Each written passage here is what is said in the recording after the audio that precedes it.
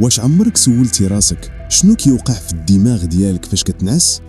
واش فعلا كتكون مرتاح ولا كاين عالم اخر خدام بلا ما تحس؟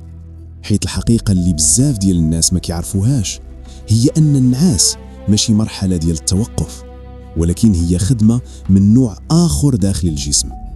فاش كتحط راسك على المخده، الجسم ديالك كيدخل في حاله سكون شويه بشويه، بحال شي اكليراج كينقص الضوء ديالو، ولكن الدماغ كيكون باقي خدام بطريقه مختلفه. كاينه مرحله سميتها REM sleep، يعني حركه العين السريعه. العينين ديالك كيتحركوا وانت مغمضهم بحال الا كتفرج في شي فيلم، ولكن الفيلم راه في الداخل ديال دماغك. وهنا كيبدا الحلم، وهنا كيتطرح السؤال الحقيقي: علاش اصلا كنحلموا؟ شوف، الدماغ ديالك راه داير بحال شي واحد خدام في شي مكتب كبير، النهار كامل وهو كيجمع في المعلومات، كلام، مشاعر، مشاكل، مواقف. وفاش كتنعس كيشد هادشي كامل وكيبدا يرتب فيه، بحال الا كيجمع الوراق وكيقول هادشي مهم نحطو هنا، هادشي ما عندي ما ندير به نحيدو، هادشي باقي ما مفهومش نعاود نشوفوه. وهنا كيوقع الحلم. يعني الحلم ماشي غير خيال، هو طريقه ديال الدماغ باش يفهم راسو. مثلا الا كنتي مقلق غادي تحلم بشي حاجه فيها خوف. علاش؟ حيت الدماغ كيحاول يفهم الحاجه اللي خالعاك ومناش انت خايف. الا كنتي فرحان غادي تحلم بشي حاجه زوينه، حيت الدماغ كيبغي يعاود يعيش نفس الاحساس. يعني ببساطه الحلم هو ترجمه ديال داكشي اللي في الداخل ديالك. ولكن كاينه حاجه اخرى اللي هي اغرب ما كيوقع في الحلم. فاش كتحلم ممكن تشوف حوايج ما عندها حتى شي علاقه بالمنطق. يمكن تكون طاير، يمكن تهضر مع شي واحد ميت، يمكن تكون في بلاصه ما كايناش حتى في الخيال العلمي. وعادي كتقبل كل شيء، ما كتسولش واش هادشي منطقي. علاش؟ حيت واحد الجزء في الدماغ ديالك سميتو The Prefrontal Cortex، يعني الجزء المسؤول على التحكم والتفكير المنطقي. هاد الجزء كيكون ناعس، يعني ما كيراقبش. هادشي علاش كتقبل اي حاجه بلا ما تناقشها. ولكن في المقابل كاين جزء اخر سميتو The Amygdala، وهو المسؤول على الخوف والمشاعر. هاد الجزء كيكون اكتيف بقوه مذهله. هادشي علاش الاحلام كتكون فيها مشاعر قويه بزاف: فرح، خوف، قلق، توتر. دابا نجيو لواحد النقطه اللي مهمه بزاف واللي بزاف ديال الناس كيتعجبوا فيها. كيفاش فاش كتكون كتحلم انك كتجري ولكن جسمك في الحقيقه ما كيتحركش؟ واش عمرك حسيتي براسك باغي تتحرك ولكن ما قادرش؟ هذه ماشي صدفه. الجسم ديالك عنده واحد النظام ذكي بزاف.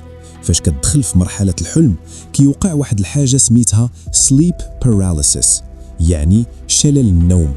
شلل يعني الجسم ما كيقبرش يتحرك. اجي نشرحها لك ببساطه.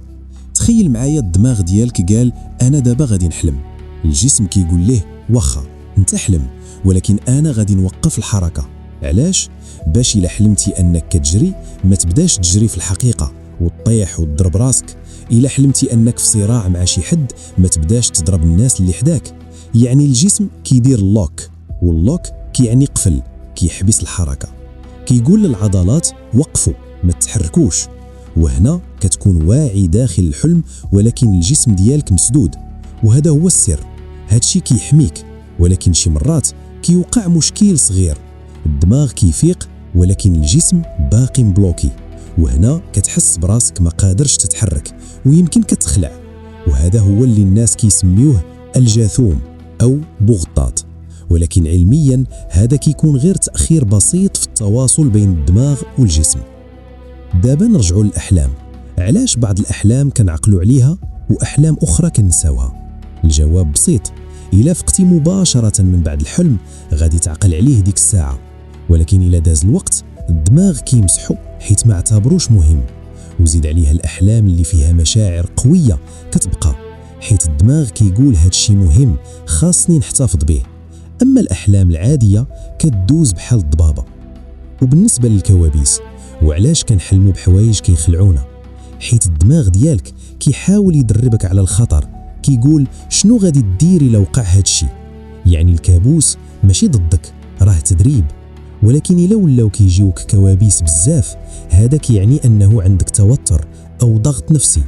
الاحلام الزوينه كتكون عكس هادشي اللي قلنا في الاول. الدماغ كيعطيك تجربه زوينه باش يوازن المشاعر، يعني لا عايش ضغط يمكن يعطيك حلم مريح. وكاين حتى نوع اخر واللي هو الاحلام ديال التمنيات. كتشوف راسك نجحتي ولا حققتي شي حاجه ولا عايش الحياه اللي بغيتي.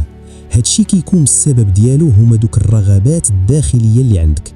الدماغ كيعطيك واحد النسخه ولو مؤقته باش تعيشها. وفي الاخر خاصك تفهم انه فاش بتكون ناعس راك ماشي ميت، راك في واحد العالم اخر. الدماغ ديالك كيحل ملفات، كيجرب سيناريوهات، كيصلح اخطاء وكيحاول يفهمك، حيت انت ما فاهمش راسك. بمعنى اخر، الحلم ماشي غير صور، الحلم هو انت بلا قيود.